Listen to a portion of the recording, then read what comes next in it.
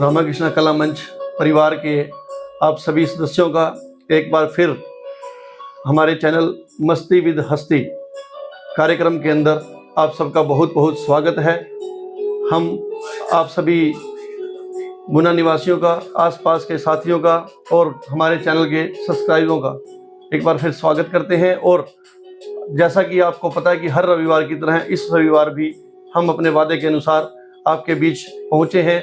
और आज हमारे बीच एक ऐसी हस्ती जिसके परिचय देने के मोहताज हम हैं भी नहीं, क्योंकि वो अपने आप में इतने बड़े और इतने जाने पहचाने गुना के डॉक्टर साहब हमारे बीच जो पहुंचे हैं और वो किसी पहचान के मोहताज भी नहीं। डॉक्टर साहब का स्वागत करते हैं। सबसे पहले एक राम नाम का जो हमारी प्रथा है कि राम नाम का एक पटका उनके गले में डालकर, तो मैं राजेश भाई से कहूँगा कि एक ये राम नाम का जो पटका है आप डालिए, और एक राम नाम की माला जो डॉक्टर साहब के स्वागत के लिए। डॉक्टर साहब आपका स्वागत है हमारे छोटे से मंच। धन्यवाद, बहुत बहुत अभिवादन डॉक्टर साहब आपका। तो शुरुआत करते हैं आज के हमारे मस्ती विद हस्ती कार्यक्रम की। तो शुरुआत के अंदर जैसा कि आप सबको पता है, राम नाम जीवन का आधार है। राम के बिना निराधार इस संसार के अंदर कुछ भी नहीं। हर व्यक्ति राम का सहारा, राम के बिना एक पग भी नहीं चल सकता। फिर भी अभिमान करता है कि मैं जन्म से लेकर मृत्यु तक राम नाम जरूरी है। तो कहते हैं कि भारतीय मन हर स्थिति में राम का ही साक्षी बनाने का आदी है। कहता है दुख हो तो दुख में कहता है हे राम, पीड़ा हो तो कहता है अरे राम, लज्जा हो तो कहता है हाय राम, अशुभ हो तो अरे राम राम, अभिवादन में राम राम जी, शपथ लेते हैं तो राम दुहाई देते हैं कि राम की कसम खाओ, शपथ लो। तो हर चीज में राम का नाम। अज्ञानता में राम जाने, अनिश्चितता में राम भरोसे, अचूकता में राम बाण, और सुशासन में राम राज्य। और जब अंत होता है इंसान का, मर जाता है, तो कहता है कि राम नाम सत्य है। राम जैसी अभिव्यक्तियां पग पग पर राम हमारे साथ खड़े हैं। राम इतने सरल हैं कि हर जगह खड़े भी हो जाते हैं और सब उसे जोड़ते भी हैं। फिर भी लोग अभिमान करते हैं कि हम राम को नहीं मानते, या हम राम से दूर हैं, या राम से अलग हैं। निर्बल के बल है राम, जिसका कोई नहीं उन सब के है राम। तो इसी के साथ जय श्री राम जय जय राम। तो शुरुआत करते हैं दोस्तों। आज हमारे बीच पहुंचे हैं शर्मा हॉस्पिटल के ओनर, हमारे प्रिय, हमारे अजीज श्री डॉक्टर राजकुमार जी शर्मा हमारे बीच पहुंचे हैं। और आज का जो ये कार्यक्रम है बहुत ही प्रेरणा स्रोत और बहुत ही मस्ती का होने वाला है। इसलिए इसे लाइक सब्सक्राइब करते रहें, शेयर करते रहें, ताकि आप जैसे और भाई बंधु भी इसका फायदा उठा सकें। डॉक्टर साहब द्वारा दी गई जानकारी आप तक पहुंचे और आप अपने और भाइयों तक पहुंचाएं और इसका फायदा उठाएं। तो शुरुआत करते हैं। तो डॉक्टर साहब, सबसे पहले आपका स्वागत है हमारे इस छोटे से कार्यक्रम के अंदर, मस्ती विद हस्ती के अंदर। तो शुरुआत में सिर्फ आपसे यही क्वेश्चन है पहला कि आप, धन्यवाद जी, पहले आप अपने परिवार के बारे में, अपनी पारिवारिक जीवन के बारे में कुछ हमारे दर्शकों को बताएं। सबसे पहले तो मैं रामाकृष्णा कला मंच के आयोजक और इसके तहत ये कार्यक्रम शुरू करने वाले हस्ती विद मस्ती को जब से स्टार्ट किया है, तो उसके आयोजक मिस्टर मुकेश गिरधर जी, मिस्टर दिनेश गिरधर जी और हमारे कलाकार राजेश चिराया जी, मैं आपको बहुत बहुत बधाई देता हूं कि आपने लोगों को कुछ जानने, पहचानने और कुछ कर गुजरने या कुछ ज्ञानवर्धक इस बढ़ाने के लिए इस प्रोग्राम को चालू किया, जो कि बहुत लोकप्रिय हो रहा है। इसके लिए आप बधाई के पात्र हैं। आशीर्वाद है जी आपका। और आज मकर संक्रांति के शुभ अवसर पर सभी दर्शकों को मेरी तरफ से बहुत बहुत शुभकामनाएं, बधाइयां, धन्यवाद। तो जैसा कि मुकेश जी ने एक प्रश्न किया है आपसे, तो पारिवारिक जानकारी, पारिवारिक पृष्ठभूमि। मैं डॉक्टर राजकुमार शर्मा, गुना शर्मा हॉस्पिटल का ऑनर, जी और मेरे वाइफ मिस किरण शर्मा, जी मेरे 2 पुत्रियां हैं, हाँ जी बड़ी मोनिका शर्मा जो डेंटल सर्जन है, जी और छोटी लविका शर्मा जो हॉस्पिटल मैनेजमेंट में ग्रेजुएट पोस्ट ग्रेजुएट कर चुकी हैं, जी और बड़े अच्छे से वो इस कार्य में दम लगे हुए हैं। मैं अपना कार्य यहाँ गुना में सेवाएं दे रहा हूँ। सेवाएं दे रहे हैं, बिल्कुल डॉक्टर साहब, बहुत बढ़िया। तो चलिए मातृशक्ति बुजुर्गों, युवा साथियों और प्यारे बच्चों, जैसा कि आप सभी के समक्ष एक पहचान का बिगुल बजा चुके हैं हम कि आज हम सभी के बीच में पधारे हैं गुना की जानी मानी हस्ती, या हम ये कहेंगे कि एक पहचान जो होती है वो डॉक्टर की क्या होती है, सबसे बड़ी पहचान। अगर भगवान के बाद कहीं किसी का नाम आता है, खुदा का, ईश्वर का, अल्लाह का, राम का, तो वो डॉक्टर का नाम आता है। और अक्सर कहा जाता है प्यारे दर्शकों कि doctors life only for others life. तो एक ऐसी महान हस्ती, हृदय सम्राट, सर्वप्रिय और सबके चहेते, और हमारे समाज के गौरव, हमारे भूना के गौरव, हमारे फतेहाबाद के गौरव। और आज ये सर हमारा परम सौभाग्य कि मस्ती विद हस्ती के कार्यक्रम में हमारी एक छोटी सी इल्तजा पर आप विराजमान हुए हैं। तो एज यूजुअल मुकेश भाई ने भी आपका अभिवादन किया, और मैं अपने सभी जो भी देखने वाले दर्शक हैं उनकी तरफ से, हमारी अपनी मस्ती विद हस्ती टीम की तरफ से आपका कोटि कोटि अभिवादन, अभिनंदन और आभार प्रकट करता हूं कि आपने अपने व्यस्त शेड्यूल में से आज हमें ये समय दिया है। और जैसे कि आप सभी को जानकारी है इस बात की कि रामा कृष्णा कला मंच की अगर बात करते हैं, मस्ती विद हस्ती टीम की बात करते हैं, तो प्यारे दर्शकों, मातृशक्ति बुजुर्गों, युवा साथियों, हम आपके शुभचिंतक हैं, थे और रहेंगे। इसी कार्यक्रम के तहत हमने आमंत्रित किया है आज डॉक्टर साहब को, कुछ उनके अनुभव, कुछ उनकी प्रेरणा, कुछ उनके जीवन के संघर्ष और कुछ ऐसी चीजें जो आज आपको एक चिकित्सा से संबंधित जानकारी मिलेगी। एक ऐसे आयाम स्थापित किए हैं डॉक्टर साहब ने अपने इस चिकित्सक, एक डॉक्टर होने के नाते अपने इस जीवन के अंदर एक बहुत ही सरल, सहज, सुहृदय, मितभाषी, जिसे कहेंगे बहुत ही मीठा बोलने वाले, बड़े प्यार से डील करने वाले।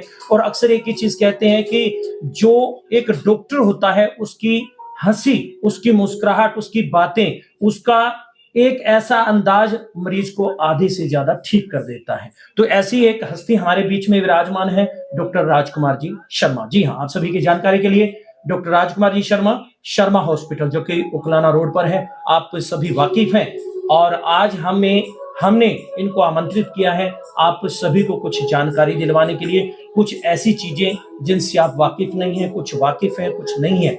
तो अभी पारिवारिक पृष्ठभूमि के साथ साथ छोटी सी चीज मैं आज आप सभी के समक्ष इस माध्यम से और बढ़ना चाहूंगा, और वो ये कि हमारे प्रेरणा स्रोत इनके जो छोटे भ्राताश्री थे सुभाष जी शर्मा।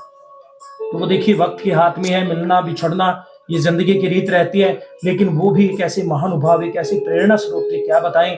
आज उन्हें हम अश्रुपूर्ण भी और एक इस माध्यम से भी सच्ची दिल से श्रद्धांजलि देंगे, क्योंकि रामा कृष्णा कला मंच के ही नहीं, हर उस मंच के वो एक माने हुए मंच संचालक रहे हैं। तो वैकुंठ धाम में उनका निवास रहे, और उन पर जहां भी कहीं आज वो हमारे इस कार्यक्रम को देख रहे हैं, तो हम इस माध्यम से शुक्रगुजार उनके भी रहेंगे, क्योंकि अक्सर डॉक्टर साहब वो जब भी मैं उनके पास बैठता था मुझे प्रेरणा देते थे, कहते यार चराया तू रोल तो करता ही है, तू यार स्टेज भी संभाला कर। तो शायद ये उन्हीं का आशीर्वाद है, उन्हीं की प्रेरणा है कि आज मैं रामा कृष्णा कला मंच के उस मंच से जुड़ा हुआ हूँ।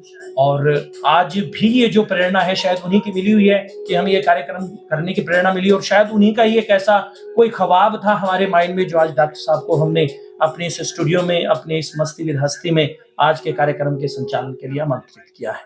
तो डॉक्टर साहब हमारे प्रश्नों का सिलसिला जारी रखते हैं और एक बार फिर से आपका अभिवादन करते हैं। तो आगे का हमारा ये प्रश्न ये रहेगा, सर आप एक डॉक्टर हैं और हमें पता है कि डॉक्टर का शेड्यूल जो है, हम अक्सर आपसे व्यक्तिगत रूप से भी मिलते रहते हैं, किसी न किसी एक फिजिकल हेल्थ इशू से भी मिलते रहते हैं। तो इतना बिजी शेड्यूल होने के साथ साथ एक समाज सेवी भी है। तो समाज सेवी, एक ऐसे समाज सेवी भी हैं, एक चिकित्सक भी हैं। तो आज की जो हमारी युवा पीढ़ी है सर, वो नशे में बहुत ज्यादा जो है वो लग चुके हैं। आज वो नशा जो है उनको एक मौत की तरफ लेके जा रहा है। तो उस मुहिम को भी आपने खत्म करने की एक कसम खाई है। इसके बारे में कुछ विस्तार से बताएं और ये बताएं कि ये लत कैसे लगती है, किस तरह से माँ बाप अपनी एक अहम भूमिका निभा सकते हैं अपने बच्चों के ऊपर निगरानी रखे और इसके क्या क्या दुष्परिणाम होते हैं। देखिए, समाज में कुरीतियां बुराइयां हमेशा से ही रही हैं, जी लेकिन आने वाले इस दौर में और आजकल के नए दौर में नशा इतना घर कर चुका है कि हर गली मोहल्ले गांव में हर परिवार में लोग इससे इतना प्रताड़ित हैं। उसका कारण है, मैं दोस्तों इसमें दोषी तो लगभग सभी हैं, जी परिवार के मुखिया भी और प्रशासन भी और आम जनता भी। कुछ लोग अपने फायदे के लिए गलत तरीके से इस जहर को, जैसे अभी नया शराब अफीम भुक्की तो काफी समय से चलती आ रही है, जी लेकिन नया दौर नई पीढ़ी हमारी एक बहुत ही गंभीर और बहुत ही खतरनाक नशे की गिरफ्त में आ चुकी है। जी जैसे चिट्टा, स्मैक, ये चीजें, हेरोइन, ये चीजें हर युवा के ऊपर हावी हो रही है। बहुत कम युवा, बहुत कम घर लोग ऐसे हैं जो इससे बचे हुए हैं। इसका कारण कुछ जो असामाजिक तत्व हैं वो अपने फायदे के लिए नशा गिरोह तैयार करते हैं, नशेड़ी तैयार करते हैं, जैसे कॉलेजों में, संस्थाओं में, या जहां आम पब्लिक युवा लोगों का ज्यादा आओ। कुछ दिन वो लोग उनको अपने पास से फ्री में नशा करवाते हैं, यार बनाते हैं, दोस्त बनाते हैं, यार ले जी 2 दिन 4 दिन 10 दिन वो जब ले लेता है और उनको ये लगता है अब ये इसके बिना नहीं रह सकता, तो उसको बोलते हैं भाई पैसे ले आ और ये। कुछ लोग तो नशा खुद सीख करके आगे इसका व्यापार यानी इसकी श्रृंखला को बढ़ावा दे रहे हैं। कोई शहर, कोई गांव, कोई मोहल्ला गली गांव नहीं बचा जिस गांव में बहुत लोग, बहुत बच्चे नशे की तरफ जा चुके। जी इससे परिवारों को इतनी तकलीफ होती है, जिस घर में पूरा अपना खर्च चलाने का भी गुजर बसर नहीं हो रहा हो और उसमें कोई नशा कर रहा हो युवा, उसको ये नहीं पता कि मेरी माँ, अगर मान लिया उसको नशा नहीं मिलता है तो चाहे उसके घर से, अपने घर से वो बर्तन चुराए, चाहे अपने घर से अनाज चुराए, चाहे अपने घर से गहने चुराए, वो बेच करके वो नशा अपना पूरा करता है। जी। उसको इतनी भी शर्म नहीं, अगर अपनी बहन के घर गया हो, उसको वहां नशा ना मिले तो हो सकता है वहां भी वो हाथ मारे। अगर यहाँ वहां कहीं नहीं मिले तो फिर आम पब्लिक में वो आता है, किसी की छोटी मोटी चोरी, डाका, डकैती। इसमें से जितनी भी आजकल ये चोरी, उसमें से 70% लोग जो हैं नशे के लिए भी ये काम करते हैं। जी।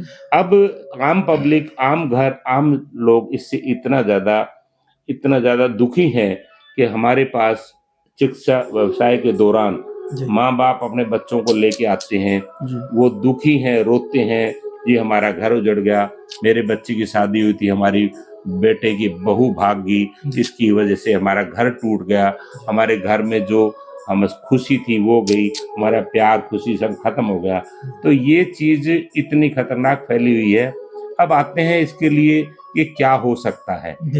वैसे सामाजिक संस्थाएं और कुछ धार्मिक संस्थाएं भी और कुछ अच्छे लोग जो ये सोच रहे हैं कि इसको प्रतिबंध किया जाए, इसको रोका जाए, उनके प्रयास तो बहुत हैं। कोई मीटिंगें करता है, कोई बड़े लेवल पे योजना से लोगों को संबोधित करता है, बताते हैं, लेकिन जब तक आम पेरेंट्स जो है शुरू से ही अपने बच्चों की तरफ पूरा ध्यान ना दें, बच्चों को परवरिश में कोई कमी ना मिले और उनकी छोटी सी गलती पर उनको समझाएं तो और ध्यान रखें, तो शायद कुछ परिवार के लेवल से इसकी रोकथाम संभव है। डॉक्टर साहब, एक बीच में मैं ये पूछना चाहूंगा ये बात कि कई बार क्या होता है कि पेरेंट्स को पता ही नहीं लगता, तो उसके कुछ लक्षण हो जिसे माँ बाप भी पहचान सके, हाँ भाई मेरा बच्चा जो है ना वो बुरी संगत में जा रहा है,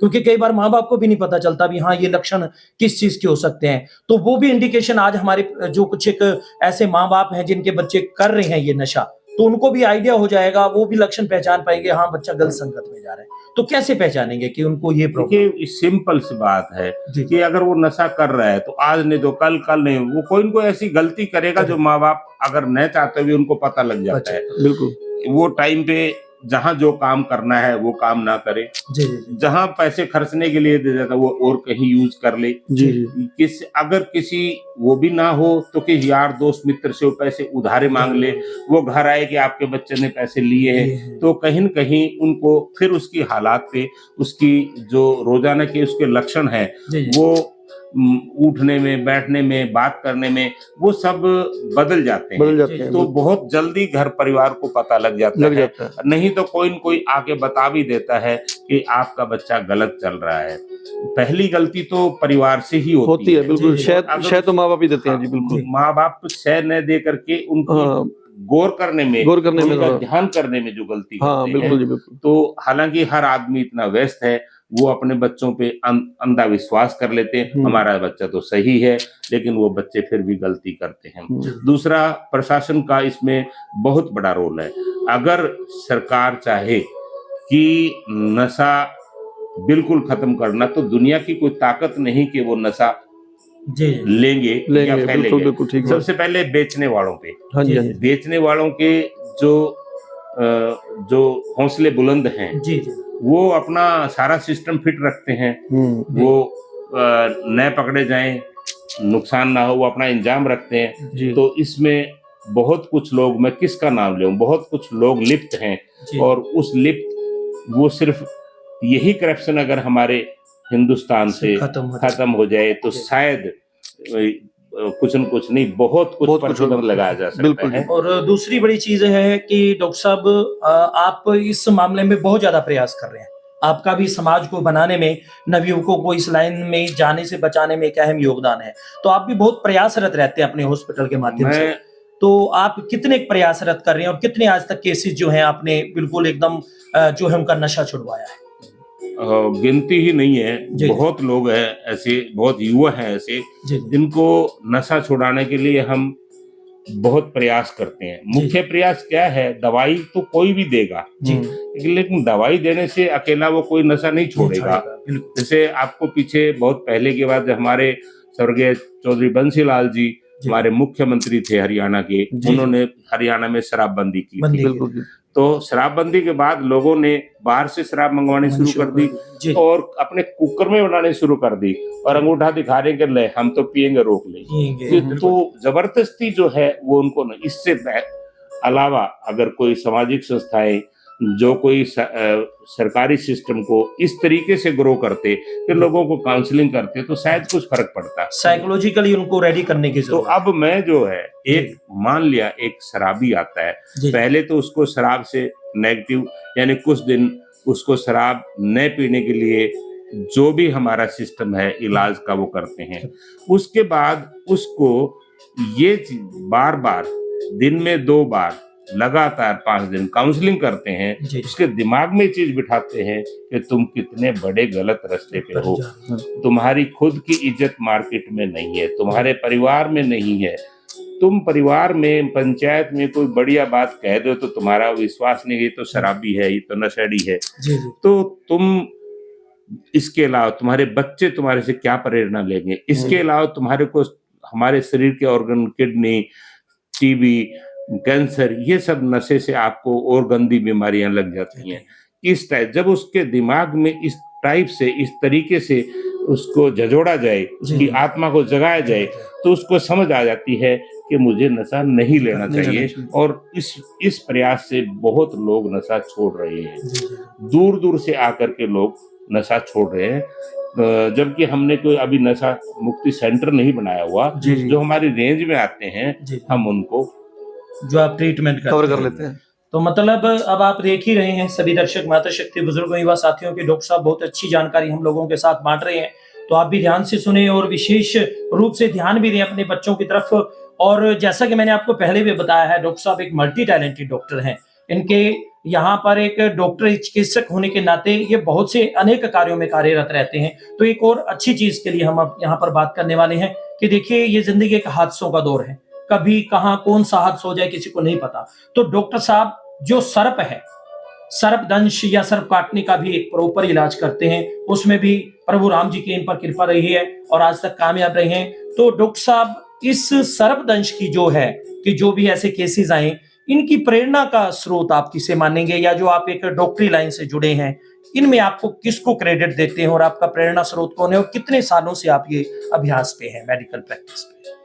देखिए, सांप के बारे में आम 90% एक गलत धारणा लोगों के दिमाग में है जी। ज्ञान न होने की वजह से सांप जब भी काटता है जी। तो वो लोग झाड़े वाले के पास, तबीज वाले के पास, जी। पानी मंत्रने वाले के पास, जी। चूसने वाले के पास भागते हैं।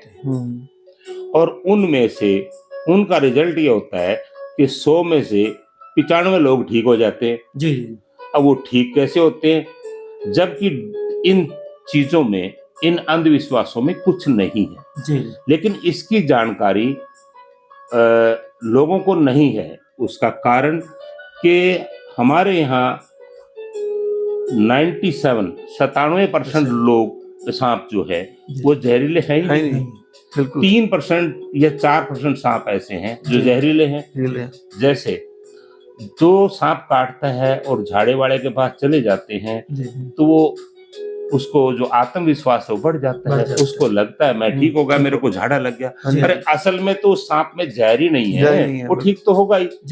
तो वो ठीक मानता है। झाड़े वाले यूं अपने आप में कि हमने इतनों का इलाज कर दिया, लेकिन जब बारी आती है जहरीले सांप के काटने की तो अपने इलाके में 3 प्रजाति इतनी खतरनाक है। नंबर 1 कोबरा, जिसको आप नाग बोलते हैं।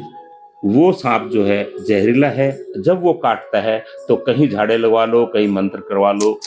अगर उसको मेडिकल लाइन के हिसाब से एंटीडोट, एंटी स्नेक वेनम या दवाई नहीं दी गई, उसका उपचार नहीं किया तो कम से कम 6 और ज्यादा 10 घंटे में आदमी की मौत हो जाती है। चाहे कुछ करें बिना इलाज के वो ठीक नहीं होगा। इसी तरह दूसरी प्रजाति है कॉमन क्रैत, जो कि अपने इलाके में कोबरा से भी ज्यादा लोगों को नुकसान दे रहा है।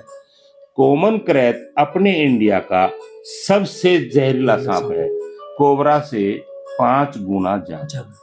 कोबरा की 5 बूंद और कॉमन क्रैत की 1 बूंद बराबर है। कॉमन क्रैत में एक और विशेष ये है कि वो रात के टाइम ही बिस्तर में घुस के काटता है। वो दिन में इतना शर्मालू होता है कि दिन में निकलता ही नहीं है। वो रात को अपना शिकार ढूंढने के लिए बाहर निकलता है और बाहर निकल के वो चूहे, मेंढक, छिपकलियां ये खाने के लिए आता है। लेकिन वो ये देखता है नजदीक, ये ज्यादातर घरों के नजदीक ज्यादा होते हैं। वो ये देखते हैं चारपाई यानी कोई इंसान की खुशबू पता नहीं उनको कितनी अच्छी लगती है, वो आके बिस्तर में चारपाई पे भी चढ़ जाते हैं। और जो लोग मजदूर पार्टी जो नीचे सोती हैं उनको तो उनके चढ़ना आसान। वो रात को लगा आता है पास में, वो काटने के लिए नहीं आता, लेकिन वो बैठा होता है अपने शिकार की तलाश में।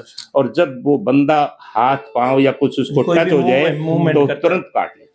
और उससे भी कम बात यह है जान कि वो उसके दांत इतने बारीक होते हैं कि एक बार काटने वाले को ये लगता है कि मेरे को भी मच्छर कीड़ी है, और उसके बाद उसको पता है। अगर वो सांप देख लेता है उस टाइम तो उनको पता लग जाता है, नहीं तो कॉमन क्रैत के काटे हुए रात को बिस्तर पर ही रह जाते हैं।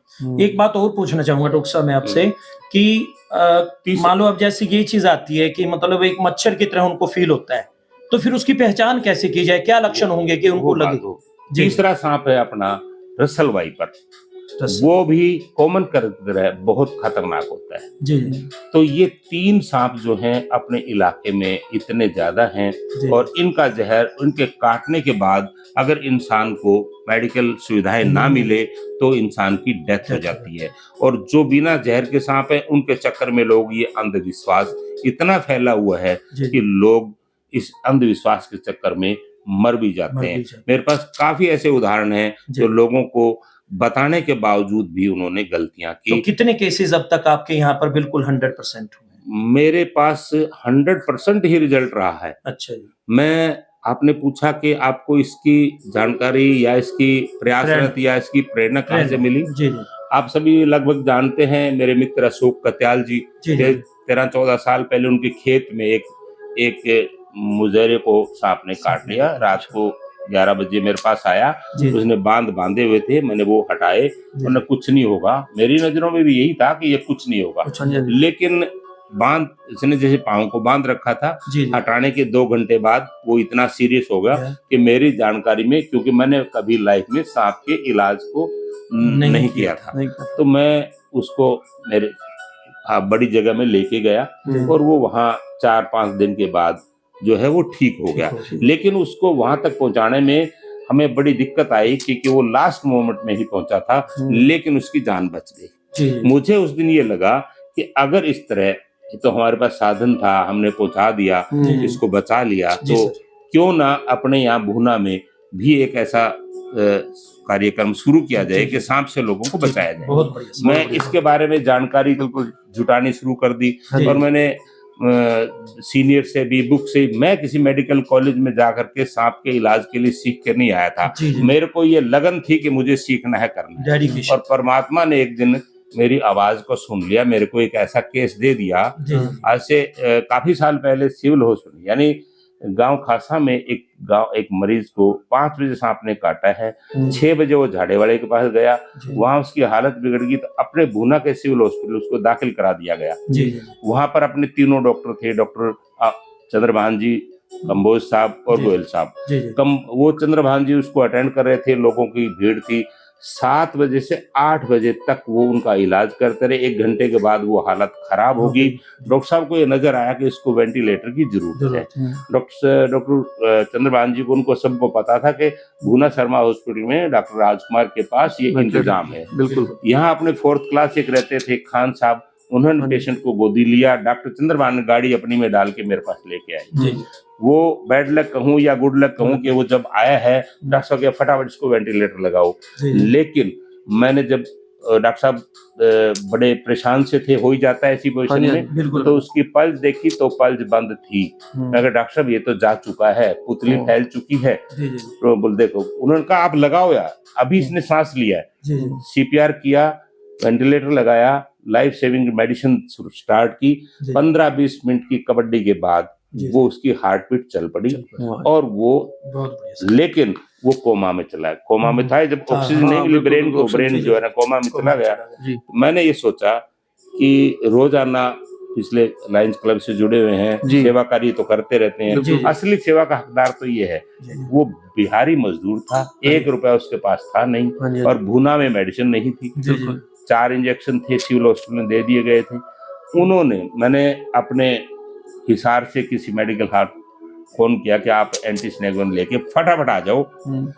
तब मेरे को उस वक्त तक, क्योंकि मैंने सांप का कोई केस अटेंड नहीं किया था, मैंने सीनियर डॉक्टर, MD फिजिशियन, दाएं बाएं हेड, चारों तरफ से डॉक्टर को जुटा दे, मुझे ये बंदा ठीक चाहिए, आप गाइड करो, ठीक मैं करूंगा, सेवा मैं करूंगा। प्रेरणा ली, जानकारी ली, लेकिन वो आप देखो ना कि डेड बॉडी के साथ कबड्डी करने वाली बात होगी। कोमा में आए बंदे को हमने 25 दिन लगातार कोशिश की और 1 लाख से ज्यादा भी पैसा खर्चा है। कितना ही पैसा लगा, इसको बचाना है। परमात्मा ने सुनी। 29वें दिन जाके उसका वेंटिलेटर ऑफ होता है। उससे पहले इसको टॉस्मी भी करवानी पड़ेगी, वो लंबे समय वेंटिलेटर रखते हैं तो मुंह में से ट्यूब नहीं रख सकते। खैर वो 29 दिन बाद पूरी तरह होश में आया है और ठीक हो गया, एकदम से परफेक्ट ठीक हो गया। हमें इतनी खुशी हुई, मुझे इतनी खुशी हुई कि जिंदगी में कभी किसी मेरे 1 लाख रुपया से ज्यादा खर्चा हुआ और 1 महीना एक बंदे पे कबड्डी की और वो ठीक हुआ। उस पेशेंट ने मुझे और उस समय के मेरे सीनियर डॉक्टरों ने मुझे इतना सिखा दिया कि MD डॉक्टर अपनी ट्रेनिंग के दौरान उसको इतना मौका नहीं मिलता। तो वो दिन और आज दिन, शायद उस बिहारी की आत्मा ने मुझे आशीर्वाद दिया हो कि उसके बाद मेरा हौसला इतना बढ़ गया और पेशेंट जैसे जैसे आते रहे। सबसे अच्छी बात है कि अब तक के मैंने 362 पेशेंट अटेंड किए हैं और 362 में से सारी तरह के तीनों तक, कोबरा के, रसल वाइपर के और Correct. कॉमन क्रैक के पेशेंट आ चुके हैं। और पेशेंट को दाखिल तो कोई भी डॉक्टर कर लेगा, जी जी लेकिन उन 300 में से 362 में से कोई भी मरीज शायद एक आध ऐसा होगा जी जो बोलने लायक हो। वो जी। तो बेहोशी हालत में लास्ट मोमेंट में गैस्पिंग में पहुंचे हैं, जी जी ऐसी पोजीशन में कि कोई डॉक्टर हाथ भी ना लगाए। लगाए। वाह और सभी के सभी 100% रिजल्ट रहा है, एक भी पेशेंट का नुकसान नहीं हुआ। हमारे लिए ये बहुत वाह बड़ी जी, बात है। बहुत ही बढ़िया डॉक्टर साहब। मैं और बताना चाहूंगा दर्शकों को उसके अलावा खर्चे पर बात आती है। जी। ये बड़े शहरों में इतना ज्यादा खर्चा लगता है हाँ जी, हाँ जी। कि एक गरीब आदमी या तो सांप से मर जाए पहले, बिल्कुल, बच जाए या तो वो, इकोनॉमिकली प्रॉब्लम होने की हाँ, वजह से बिल्कुल। तो बिल्कुल उसका भी बड़े शहरों में जितना लगता है उससे 5 गुना कम में हम ठीक करके भेजते हैं। बिल्कुल बहुत बढ़िया सर, बहुत वाकई बढ़िया में डॉक्टर ये साहब। कार्य इसी कर के लिए रहे हैं बताना चाहूंगा कि हमने, आपने देखा भी होगा कि जो मेंशन किया था कि क्या रखा है किसी की धड़कन बन जाने में, आप। बिल्कुल असली मजा है किसी की धड़कन बचाने में। तो बिल्कुल डॉक्टर साहब ने आपको बताया, आपने भी सुना कि किस प्रकार पूरा 1 महीना तक डॉक्टर साहब कबड्डी खेलते रहे बिल्कुल एक पेशेंट के साथ, और वो भी एक डेड बॉडी के साथ। जो और सभी आज एक बात मना मैं कर जो चुके अब कहना चाहूंगा वो छोटा मुंह बड़ी बात हो जाएगी, दर्शक सोचेंगे क्या कह रहे हैं। नहीं नहीं जिला हिसार, जिला फतेहाबाद, जिला सिरसा में जी जी मैं उन बड़े हॉस्पिटलों के लेवल में कुछ भी नहीं हूँ, जी जी लेकिन मैं एक बात में 3 जिलों के बराबर दावा करता हूँ कि कोई भी हॉस्पिटल चाहे वो कितना ही बड़ा हो, कितने बिल्कुल। 200 500 1000 बेड का हो, हाँ जी, हाँ जी। मेरे जितने पेशेंट सांप के ना तो उनके पास बिल्कुल। आए और ना ही इतना रिजल्ट मिला। बस यही है सर, राम जी की बिल्कुल। कृपा है आप लोगों पर। राम जी की कृपा भी है, और डॉक्टर साहब आप इतने अच्छे सेवादार और बिल्कुल बिल्कुल सेवा भावना से dedication काम करते नहीं, हैं। एक और dedication। बात है मुकेश जी, अक्सर जाना भी होता है क्योंकि हाँ। कोई ना कोई हेल्थ इशू रहता है। मतलब जो डॉक्टर साहब की डीलिंग है ना, वाकई में काबिले तारीफ है। बिल्कुल मतलब जाते ही आधा तो पेशेंट को वैसे अपनी बातों से और मजाक करके ही, मतलब वो मस्ती है ना, मस्ती भी कर देते हैं हाँ। और उनको ठीक भी कर देते हैं आधे से मस्ती वाली ज्यादा। बात थी डॉक्टर साहब, वो भी मैंने आपको कही दी है। कुछ एक मस्ती के पल, कहते हैं कि किसी की मस्ती, जिसकी मस्ती जिंदा है उसी की हस्ती जिंदा है, नहीं तो नहीं तो सब जबरदस्ती जिंदा है। हाँ, तो कोई ऐसा कोई पल आपके साथ भी हुआ हो मस्ती का, कुछ आप हमारे दर्शकों से शेयर करना चाहते हो? वो ये क्वेश्चन रहेगा आपका। हाँ जी। और एक चीज और सर, हम्म, कि अभी जैसे आपने थोड़ा सा एक जिक्र किया था लॉयंस क्लब इंटरनेशनल, तो आप उसके भी एक बहुत अच्छे नुमाइंदे हैं, एक अच्छी लीडरशिप वाले हैं। तो आज तक कितने समाज सेवी कार्यों के प्रति समर्पित रही है ये क्लब, और किस किस लेवल के आपने आज तक जो है शिविर वगैरह या लोगों की मदद की है? ऐसा है कि लगभग 35 साल पहले जी जी रतिया के कुछ व्यापारी और कुछ जो उच्च वर्ग के लोग हैं जी वहाँ लायंस क्लब रतिया टाउन के नाम से चला रहे थे। जी जी उन्होंने अपने सेवा कार्य प्रोग्राम में हमारे को कई बार बुलाया।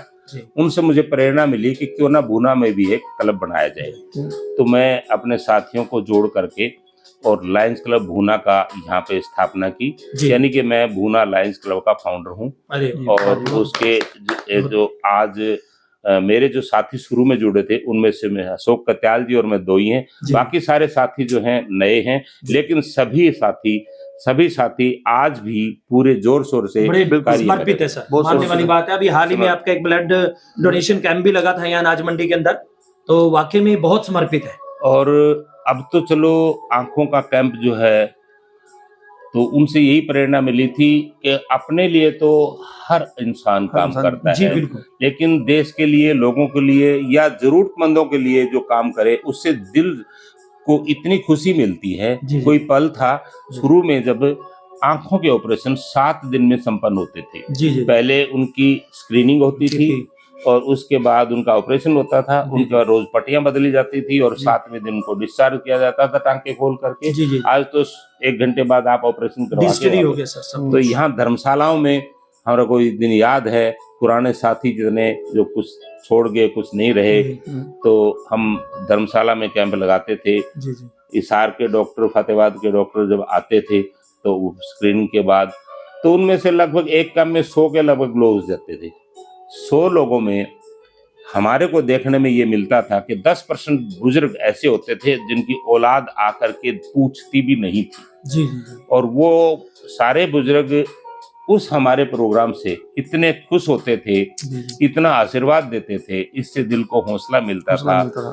तो हैंडीकैप का भी कैंप लगाया, जिसमें 18 ट्राईसाइकिल दी गई, बाकी लिम्स वगैरह दिए गए। जी और ये समझिए कि हर साल जी 10-12 हम वो सेवा कार्य कैंप लगाते हैं, सभी साथी मिल करके, जिससे समाज में एक कुछ अच्छा उनको संदेश भी जाता ले जाए जी। और जरूरतमंदों को फायदा हो। फायदा भी एक चीज कहना चाहे चाहूंगा कोई- डॉक्टर साहब आपके लिए, एक मिनट, कि आपकी जो ये एक सेवा भावना है, उसके लिए अक्सर एक गाना भी है कि मधुबन खुशबू देता है, जीना उसी का होता है जो औरों को जीवन देता है। जीवन देता तो सच में आप भी महान हैं, आपकी जो सेवा भावना है वो भी महान है, और आपकी जो लॉयंस क्लब है या जितनी भी आज आपने चीजें हमारे साथ बांटी हैं, काबिले तारीफ है सर। तो और कोई ऐसी चीज जो एक आज तक का अचीवमेंट रहा हो आपकी लाइफ का? देखिए,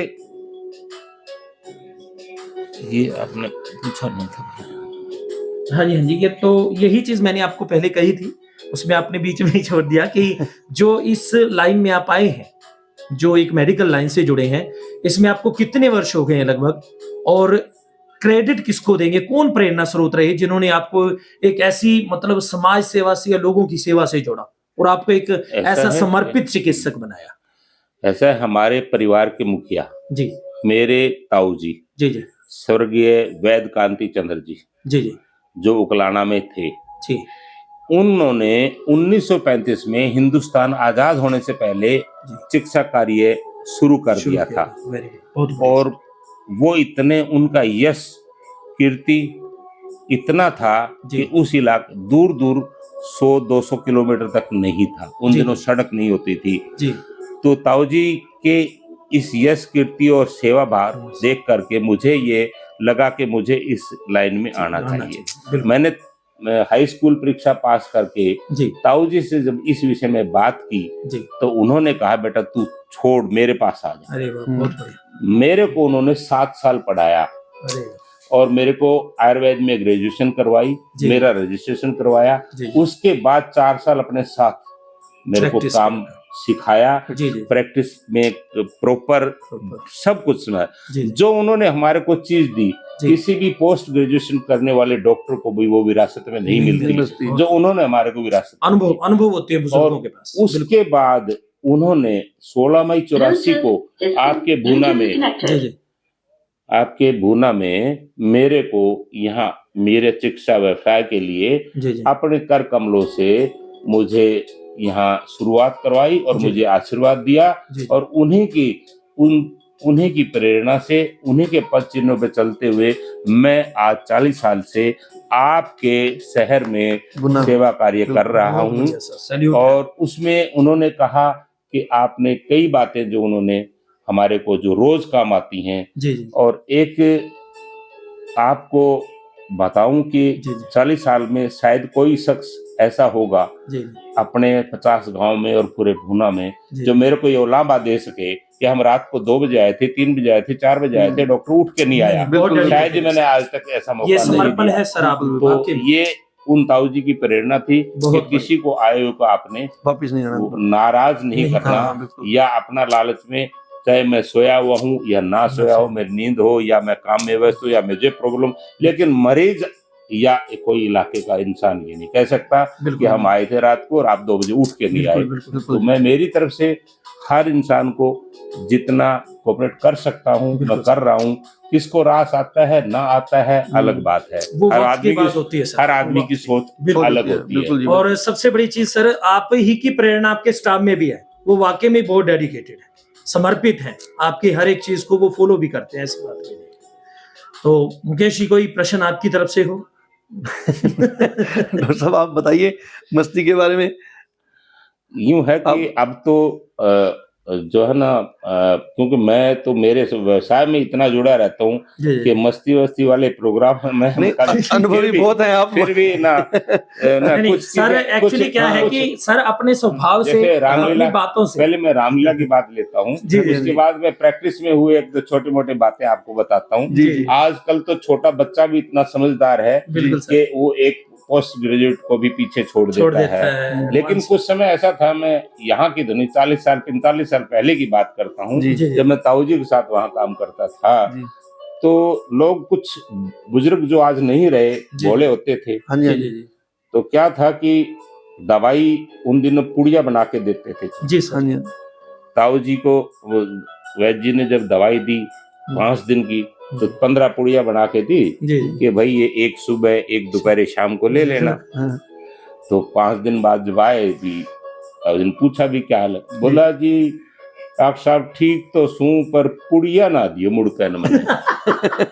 बोला के बात है, ठीक भी है और पुड़िया भी ना जुड़ भी नहीं दो। लेनी, बिल्कुल। बोला उसको ले ही नहीं जाती, खाड़ा फंस जैसी। तो वो क्योंकि वो कागज में खा लिया करता। जी जी जी तो जब खा तो ऐसे बोले होते थे लोग। हाँ जी, हाँ जी। बिल्कुल। और एक चीज और सर, एक और आप सेवाएं दे रहे हैं अपने हॉस्पिटल में, वो हर रविवार को या सैटरडे को जो भी आपका एक शेड्यूल है, उसमें आप अलग अलग बीमारियों के जो है डॉक्टर्स की सेवाएं लेते हैं, तो उसमें आपका एक क्या परम उद्देश्य है, क्या मतलब आप सुविधाएं देना चाहते हैं अपने मैं क्षेत्र के लोगों को?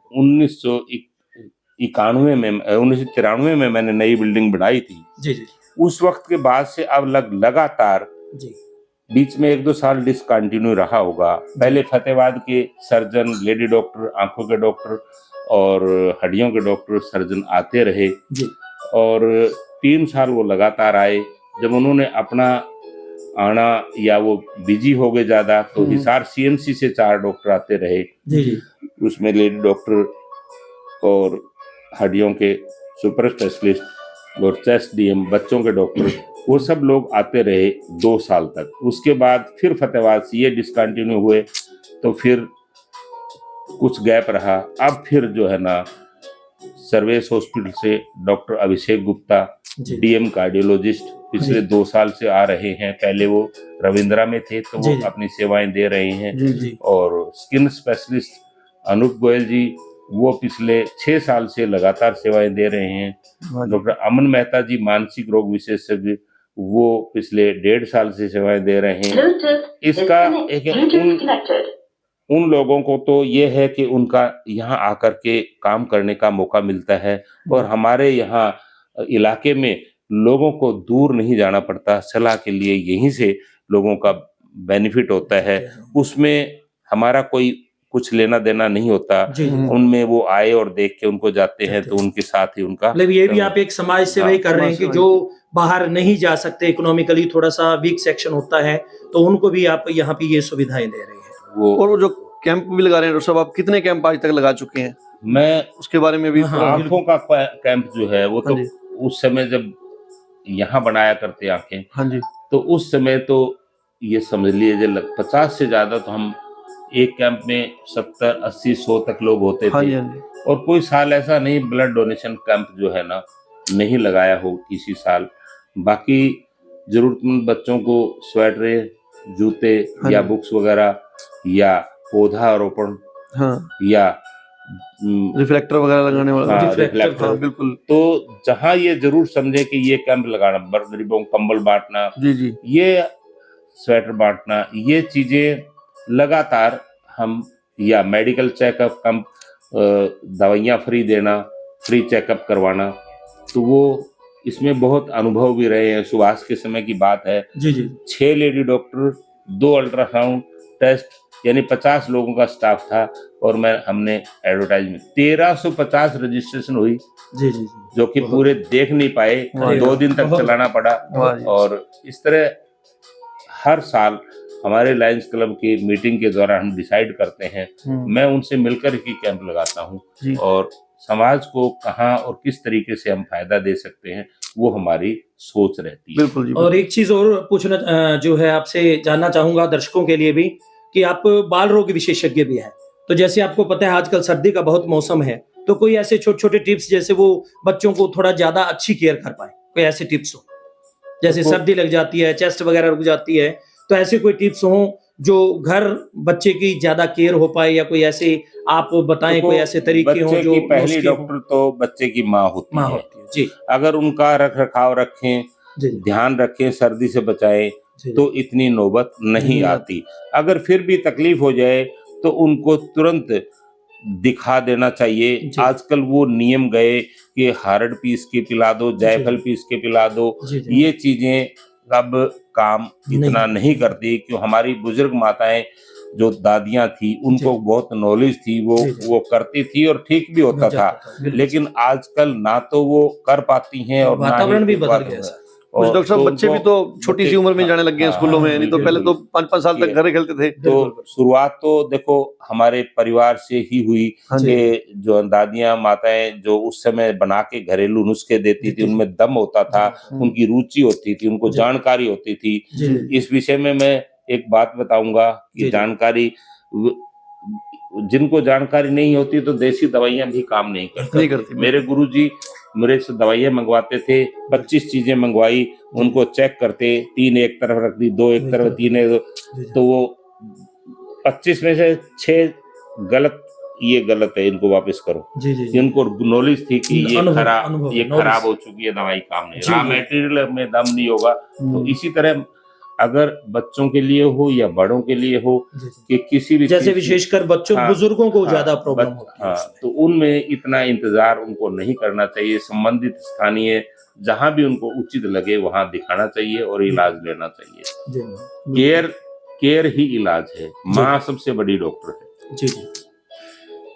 और मस्ती विद हस्ती के इस सेट पर आप आए हैं, उसके लिए तो हम आपका बहुत आभार प्रकट करते हैं और बहुत जो जानकारी बांटी है, आप वाकई में बहुत ही बहुमुखी प्रतिभा के धनी हैं सर। आपका स्वभाव, आपका व्यवहार, आपकी कर्तव्य परायणता, आपका डेडिकेशन काबिल तारीफ है। मैं मस्ती विद हस्ती के इस सेट से आपको हैट्स ऑफ करता हूं सर।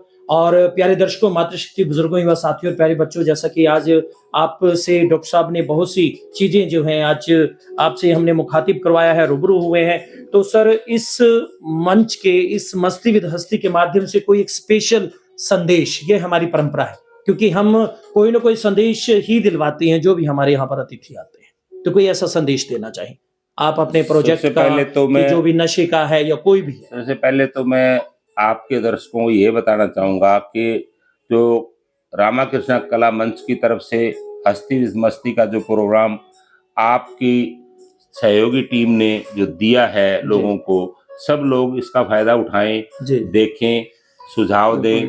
तो लोगों को यही सबसे पहले मैं यही सूचना यानी मेरी तरफ से संदेश दूंगा कि इसकी वैल्यू समझें और इसमें बढ़ चढ़ के भाग लें। दूसरा कि आम जीवन को सही रखने के लिए, स्वास्थ्य को सही रखने के लिए अपना ध्यान रखें और जो हमारा लाइफस्टाइल है जो बिगड़ चुका है वो हमारा ठीक करें तो बीमारियों से बचा जा सकता है। हमारा मेडिकल लाइन है तो मैं इसीलिए ये कहूँगा कि बहुत सी बीमारियां जो है लाइफस्टाइल के बिगड़ने से होती है। हमारे आयुर्वेद में एक कहावत है, एक श्लोक है कि आहार विहार मिथ्या। आहार मैंने खाना, विहार मैंने घूमना, उठना बैठना।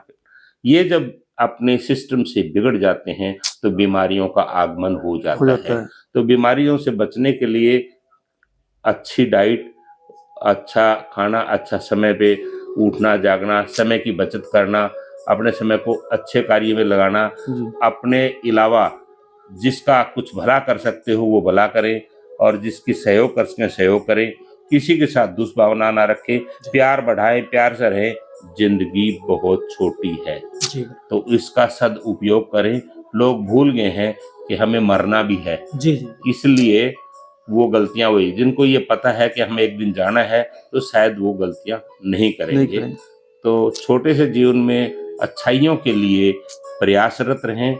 अपने स्वास्थ्य को, परिवार के स्वास्थ्य को, समाज के स्वास्थ्य को ध्यान में रखें और आगे बढ़ें। खुश रहें, आबाद रहें। ये हमारी एक सभी को हमारी तरफ से संदेश। ये बड़ा। और मातृशक्ति बुजुर्गों युवा साथियों प्यारे बच्चों, जैसा कि मुकेश भाई ने आपको पहले भी बताया है और आजकल बहुत ज्यादा प्रयासरत चल रहा है हमारा 22 जनवरी का जो हमारा कार्यक्रम है रामलला उत्सव, बहुत जबरदस्त ढंग से, लेकिन ये तभी संभव हो पाएगा, आप सभी का सहयोग चाहिए, मातृशक्ति बुजुर्गों युवा साथियों और प्यारे बच्चों का।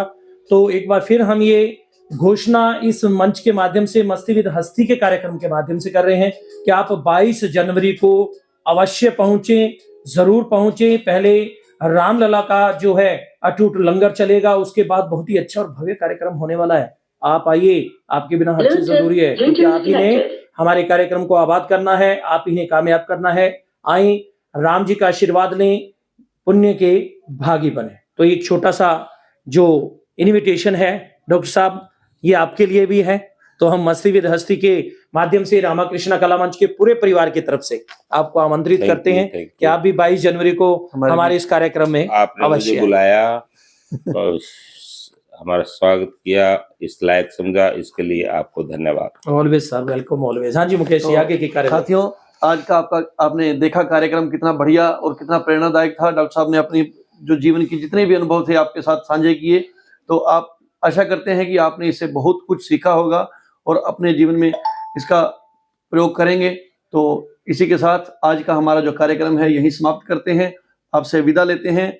कुछ समय के लिए मिलते हैं थोड़े दिनों के बाद, क्योंकि 21 और 22 तारीख को आपको पता है कि जो रामलला का राम प्राण प्रतिष्ठा का जो कार्यक्रम है उसके लिए लाइव वहां चलाया जाएगा। तो अगले संडे शायद हमारी छुट्टी रहे, अवकाश शायद नहीं, अब छुट्टी तो नहीं रहेगी। हाँ। राम जी का प्रसारण चलेगा। राम जी की हाँ। कृपा है तो राम जी का ही मस्ती प्रसारण विद हस्ती चलेगा। कार्यक्रम वहां चलेगा। बिल्कुल। तो उसके लिए आप सादर आमंत्रित हैं। उस 22 तारीख के कार्यक्रम में आप पहुंचे। आप ही हमारी शान है, आपके बिना आप ही कार्यक्रम हमारी अधूरा- जान है और आप ही हमारे प्राण है। आपके बिना ही कार्यक्रम अधूरा है। बिल्कुल। तो उसके लिए आप सबको एक बार फिर से आमंत्रण देते हैं हम। और रामाकृष्ण कला मंच का जो स्लोगन है, गाएं गंगा गौरी और गीता का करो तुम सम्मान, रामाकृष्ण कला मंच का है यही अभियान। इसी के साथ जय श्री राम, जय सिया राम, जय सिया राम।